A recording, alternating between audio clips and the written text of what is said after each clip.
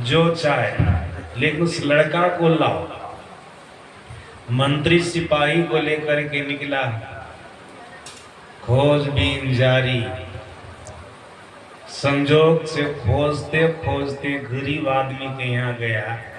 उनको कई लड़के थे, एक लड़का वैसा ही मिला। वो गरीब आदमी मजदूरी करके खाता था, वैसा ही लड़का मिला। अब उस लड़का के पिताजी को उस गरीब आदमी को मंत्री कहता है कि राजा को इस लड़का की जरूरत है।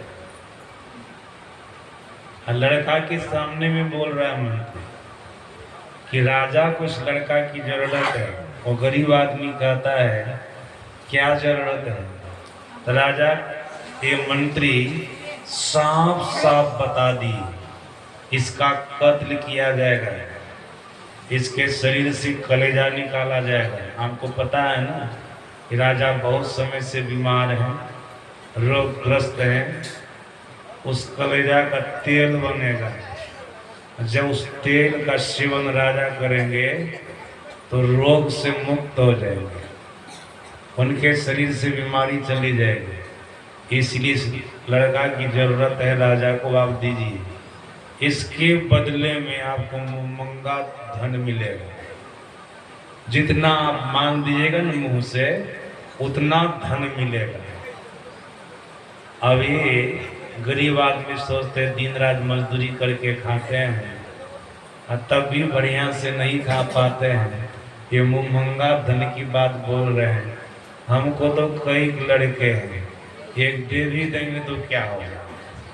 मन में अपना ये मैनेज कर रहा है, मन ही मन सोच रहा है।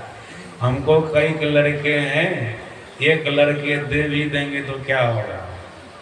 सज्जन और सब माता पिता तो ऐसा नहीं कर सकते हैं, अपने सुख के लिए अपनी संतान को कत्ल करवा दे, उनको खत्म कर दे। सब माता पिता तो ऐसे नहीं होंगे, लेकिन कोई कोई तो होते हैं ऐसे भी, तब ऐसा कर रहे हैं। कोई कोई तो होते ही ऐसे भी सज्जना। उस गरीब आदमी के मन में वो कोई बात नहीं है, एक लड़का चला भी जाएगा तो फिर और कई लड़के हैं, लेकिन मुहमंगा धन तो मिल जाएगा। सज्जना वो गरीब आदमी मंत्री को जितना धन के लिए कहा, मंत्री हाँ कहा, उतना उनको दे भी दिया। अब लड़का को लेकर के चला। ये भी लड़का गजब का था, सुना तो सब कुछ, लेकिन थोड़ा सा भी भीतर से भयभीत नहीं था। सज्जन भयभीत क्यों नहीं था? याद रखिएगा, कोई कोई बच्चा भी जन्म जन्म का संस्कारी होता है। उनको ईश्वर के प्रति आस्था होती, विश्वास होता है, प्रेम होता है, उनको ईश्वर पर भरोसा होता है, परमात्मा पर भरोसा था। ऐसे बच्चे को जो जन्म जन्म के संस्कारी है न, भले संसार के किसी लोगों पर विश्वास नहीं हो, भरोसा न हो, लेकिन परमात्मा पर तो विश्वास होता, भरोसा होता। ये बच्चा जन्म जन्म का संस्कारी था।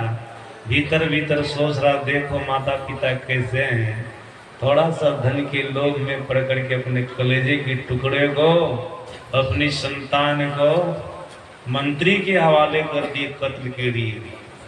सोच रहे अपने माता पिता के लिए, लेकिन कुछ बोले नहीं। मंत्री के साथ सीधे राजभवन में आ गया, सीधे राजभवन में आ गए। राजा को सुपुर्द किए मंत्री लड़का, देखिए यही लड़का है जिसके लिए कहा गया था। का सब कुछ उसका ठीक मिला न? का सब कुछ ठीक मिल गया। सज्जनों, कत्ल करने का दिन निश्चित किया गया, पूरे राज्य में ढोला पिटवा दिया गया। राजा स्वास्थ्य लाभ के लिए एक प्रजा का कत्ल कर रहा है। आप सभी लोग आकर के देखें। सज्जनों, जो दिन निश्चित किया गया था वो दिन आया, राज्य के सभी लोग राज दरबार में इकट्ठे हो गए। उस लड़का को राजा ने कहा, आज तुम्हारा अंतिम दिन है, आज तुम्हारा अंतिम दिन है। अगर तुमको कुछ बढ़िया बढ़िया खाने पीने का मन करता है तो बोलो, जो जो तू खाना चाहेगा वही सब तुमको खिला देंगे। लड़का क्या कहता है, राजन आपको जो जो खिलाने का मन करता है ना खिला दीजिए, हम खा लेंगे, खिला दीजिए। लड़का को पता था कि राजा कत्ल करेगा तो किसको कत्ल करेगा, हमारे शरीर को कत्ल करेगा, हमको तो कत्ल नहीं कर सकता। गीता में भगवान श्री कृष्ण ने कहा आत्मा अवध्य है, इसका कोई वध नहीं कर सकता। नैनं छिन्दन्ति शस्त्राणि नैनं दहति पावकः न चैनं क्लेद्यन्त्यापो न शोषयति मारुतः। आत्मा में तो ऐसा कहा गया, कोई इसको अस्त्र शस्त्र नहीं काट सकता, इसको पानी भिगा नहीं सकता है, हवा नहीं सुखा सकती, आग नहीं जला सकती, इसका तो ऐसा स्वरूप है, ये तो कभी भी किसी काल में नष्ट नहीं होती है। ये आत्मा ये शाश्वत है, सनातन है। जैसे ईश्वर शाश्वत है, सनातन है, वैसे शरीर चेतनात्मा जीवात्मा भी शाश्वत है, सनातन है।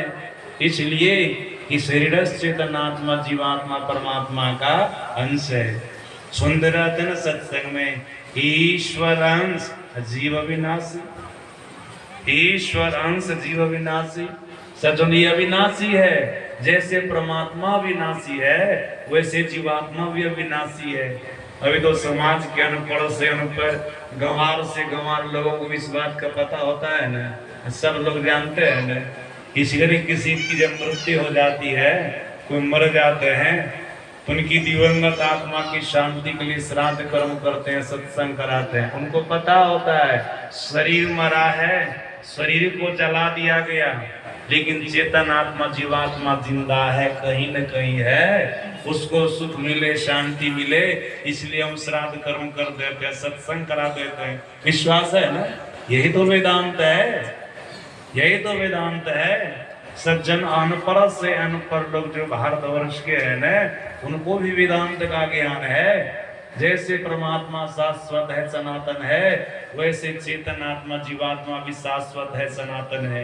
ये ज्ञान उस लड़का को था और सोच रहा था राजा बहुत करेगा, तुम्हारे शरीर को काट देगा, हमको तो नहीं न काट सकता है, हम तो शाश्वत है, सनातन है, हम कटने वाले थोड़े हैं, हम मरने वाले थोड़े हैं, मरता तो शरीर है, हम तो नहीं मरते, हम तो शाश्वत है, सनातन है। ये नॉलेज था उस लड़का को, जन्म जन्म का संस्कारी। सज्जनों, राजा जो जो खिलाया पिलाया, लड़का खा पी करके टंच हो गया। अब कत्ल करने का समय आया है। मंत्री जल्लाद को साथ में लेता है, उस लड़का को जहां पर कत्ल करते भी चौराहे पर चारों तरफ से लोग देखने वाले को वहां पर ले गए, तख्त पर खड़ा कर दिया। अब राजा कहते हैं मैं एक बोलूंगा, हे जल्लाद, लड़का की गर्दन पर तलवार नहीं चलाना, दो बोलूंगा तब भी नहीं चलाना, जब तीन बोल दूंगा ना तब तुरंत लड़का की गर्दन पर तलवार चला देना। ऐसा कह दिया राजा। सज्जनों, लड़का खड़ा है, जल्लाद तलवार लेकर के भी तैयार है। राजा एक बोला, जल्लाद तलवार को नहीं उठाया, दो बोला तब भी तलवार नहीं उठाया, और राजा तीन बोलने वाले हैं। इसी बीच में बोलते, इसी बीच में लड़का अपने सिर को ऊपर उठा करके खिलखिला करके बहुत जोरों से हंसा, बहुत जोरों से हंसा।